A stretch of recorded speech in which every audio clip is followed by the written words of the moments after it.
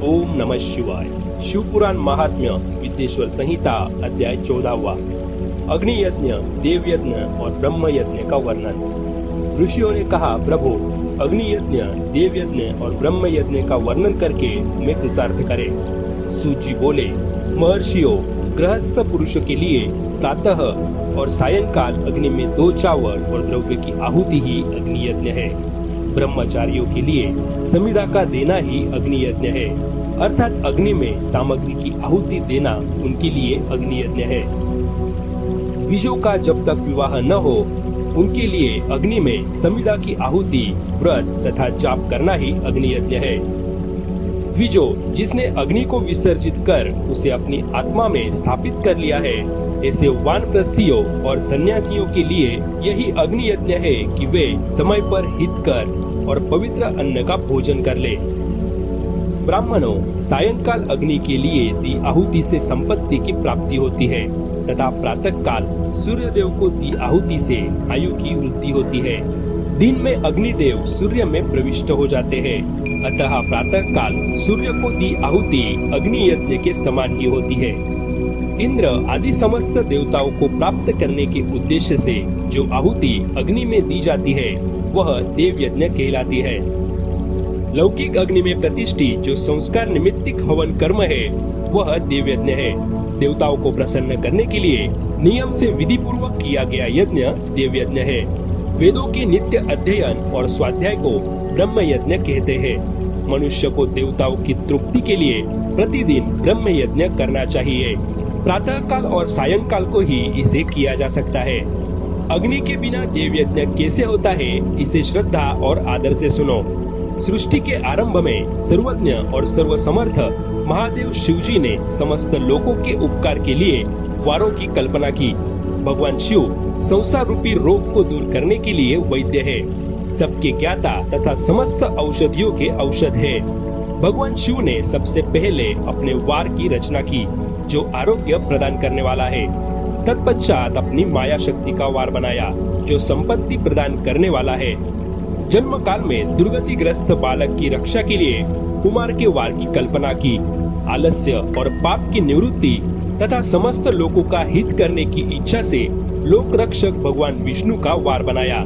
इसके बाद शिवजी ने पुष्टि और रक्षा के लिए आयुकर्ता त्रिलोक सृष्टा परमेष्ठी ब्रह्मा का आयुष कारक वार बनाया।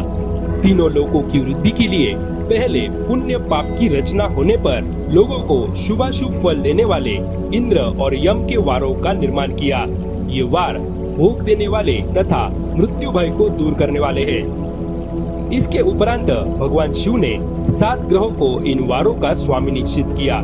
ये सभी ग्रह नक्षत्र ज्योतिर्मय मंडल में प्रतिष्ठित है। शिव के वार के स्वामी सूर्य है, शक्ति संबंधी वार के स्वामी सोम, कुमार संबंधी वार के अधिपति मंगल, विष्णु वार के स्वामी बुध, ब्रह्मा जी के वार के स्वामी बृहस्पति, इंद्र वार के स्वामी शुक्र और यम वार के स्वामी शनि है। अपने अपने वार में की गई देवताओं की पूजा उनके फलों को देने वाली है। सूर्य आरोग्य और चंद्रमा संपत्ति के दाता है। बुध व्याधियों के निवारक तथा बुद्धि प्रदाता है। बृहस्पति आयु की वृद्धि करते हैं, शुक्र भोग देते हैं और शनि मृत्यु का निवारण करते हैं। इन 7 वारों के फल उनके देवताओं के पूजन से प्राप्त होते हैं। अन्य देवताओं की पूजा का फल भी भगवान शिव ही देते हैं। देवताओं की प्रसन्नता के लिए पूजा की 5 पद्धतियां हैं।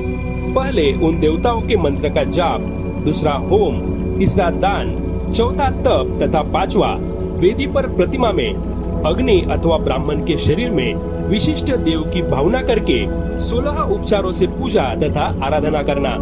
दोनों नेत्रों तथा मस्तक के रोग में और कुष्ठ रोग की शांति के लिए भगवान सूर्य की पूजा करके ब्राह्मणों को भोजन कराए। इससे यदि प्रबल प्रारब्ध का निर्माण हो जाए तो जरा एवं रोगों का नाश हो जाता है। इष्ट देव के नाम मंत्रों का जाप वार के अनुसार फल देते हैं। रविवार को सूर्य देव व अन्य देवताओं के लिए तथा अन्य ब्राह्मणों के लिए विशिष्ट वस्तु अर्पित करें। यह साधन विशिष्ट फल देने वाला होता है तथा इसके द्वारा पापों की शांति होती है। सोमवार को संपत्ति व लक्ष्मी की प्राप्ति के लिए लक्ष्मी की पूजा करें तथा पत्नी के साथ ब्राह्मणों को घी में पका अन्न भोजन कराए। मंगलवार को रोगों की शांति के लिए काली की पूजा करें। उड़द, मूंग एवं अरहर की दाल से युक्त अन्न का भोजन ब्राह्मणों को कराएं। बुधवार को दधि युक्त अन्न से भगवान विष्णु का पूजन करें। ऐसा करने से पुत्र मित्र की प्राप्ति होती है। जो दीर्घायु होने की इच्छा रखते हैं वह बृहस्पतिवार को देवताओं का वस्त्र, यज्ञोपवीत तथा घी मिश्रित खीर से पूजन करें। भोगों की प्राप्ति के लिए शुक्रवार को एकाग्र चित्त होकर देवताओं का पूजन करें और ब्राह्मणों की तृप्ति के लिए षड्रस युक्त अन्न दे। स्त्रियों की प्रसन्नता के लिए सुंदर वस्त्र का विधान करें। शनिवार अपमृत्यु का निवारण करने वाला है।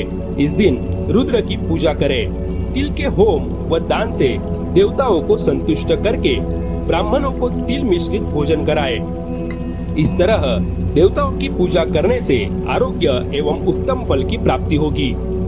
देवताओं के नित्य विशेष पूजन, स्नान, दान, जाप, होम तथा ब्राह्मण तर्पण एवं रवि आदि वारों में विशेष तिथि और नक्षत्रों का योग प्राप्त होने पर विभिन्न देवताओं के पूजन में जगदीश्वर भगवान शिव ही उन देवताओं के रूप में पूजित होकर सब लोगों को आरोग्य फल प्रदान करते हैं। देश, काल, पात्र, द्रव्य, श्रद्धा एवं लोक के अनुसार उनका ध्यान रखते हुए महादेव जी आराधना करने वालों को आरोग्य आदि फल देते हैं। मंगल कार्यों के आरंभ में और अशुभ कार्यों के अंत में तथा जन्म नक्षत्रों के आने पर गृहस्थ पुरुष अपने घर में आरोग्य की समृद्धि के लिए सूर्य ग्रह का पूजन करे। इससे सिद्ध होता है कि देवताओं का पूजन संपूर्ण अभीष्ट वस्तुओं को देने वाला है। पूजन वैदिक मंत्रों के अनुसार ही होना चाहिए। शुभ फल की इच्छा रखने वाले मनुष्य को 7 दिन अपनी शक्ति के अनुसार देव पूजन करना चाहिए। निर्धन मनुष्य तपस्या व व्रत आदि से तथा धनी धन के द्वारा देवी देवताओं की आराधना करे। जो मनुष्य श्रद्धा पूर्वक इस तरह के धर्म का अनुष्ठान करता है वह पुण्य लोक में अनेक प्रकार के फल भोग कर पुनः इस पृथ्वी पर जन्म ग्रहण करता है। धर्मवान पुरुष सदा भोग सिद्धि के लिए मार्ग में वृक्ष लगाकर लोगों के लिए छाया की व्यवस्था करते हैं और उनके लिए कुएं, बाउली बनवाकर पानी की व्यवस्था करते हैं। वेद शास्त्रों की प्रतिष्ठा के लिए पाठशाला का निर्माण या अन्य किसी भी प्रकार से धर्म का संग्रह करते हैं और स्वर्ग लोक को प्राप्त होते हैं। समयानुसार पुण्य कर्मों के परिपाक से अंतकरण शुद्ध होने पर ज्ञान की सिद्धि होती है। द्विजो इस अध्याय को सुनता, पढ़ता अथवा सुनने की व्यवस्था करता है उसे देव यज्ञ का फल प्राप्त होता है।